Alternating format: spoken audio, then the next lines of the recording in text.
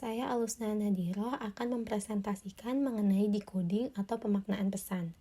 Menurut Hall, decoding adalah hal yang paling penting dalam proses komunikasi, karena agar pesan yang dikodekan dapat menghasilkan suatu makna dan memberikan efek, pesan tersebut harus diinterpretasikan oleh penonton atau penerima. Selanjutnya, Hall menyatakan bahwa wacana televisi tidak mengandung makna intrinsik, tetapi makna tersebut dibentuk oleh penonton. Televisi menyampaikan wacana menggunakan kode-kode visual yang disebut dengan iconic sign atau tanda ikonik. Tanda ikonik adalah tanda yang mewakili objek di dunia nyata sehingga mereka mereproduksi kode persepsi yang digunakan oleh penonton. Tanda ikonik lebih jelas untuk dimaknai dibandingkan dengan tanda linguistik, karena tanda ikonik ada objek yang jelas diwakili, sedangkan tanda linguistik tidak ada objek yang diwakili dan rentan disalahartikan. Contohnya itu seperti saat kita memberikan pesan hanya sebatas tulisan tahu. Orang akan memaknainya bisa tahu makanan atau tahu kata kerja.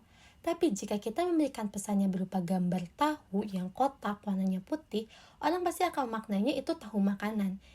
Itulah mengapa tanda ikonik itu lebih jelas untuk dimaknai. Dalam memaknai tanda terdapat istilah denotatif dan konotatif. Pada teori linguistik seringkali membedakan antara makna denotatif dan konotatif. Tetapi Hall tidak membedakan makna denotatif dan konotatif dalam teori ini. Karena menurut Hall, kenyataannya sebagian besar tanda akan menggabungkan aspek denotatif dan konotatif untuk membentuk sebuah makna. Dan perbedaannya itu hanya persoalan analitis, di mana pada tingkat denotatif makna ideologis tampak relatif tetap, sedangkan pada tingkat konotatif ideologis bersifat situasional dan dapat berubah-ubah maknanya.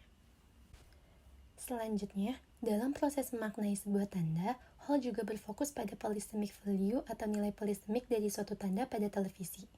Nilai polisemik adalah kemampuan untuk memaknai tanda lebih dari satu arti dan dapat menimbulkan berbagai makna yang berpotensi bertentangan.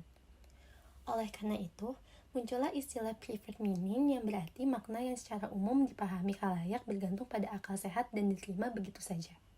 Preferred meaning ini mencerminkan tatanan budaya dominan pada tingkat kelembagaan, politis, dan juga ideologis.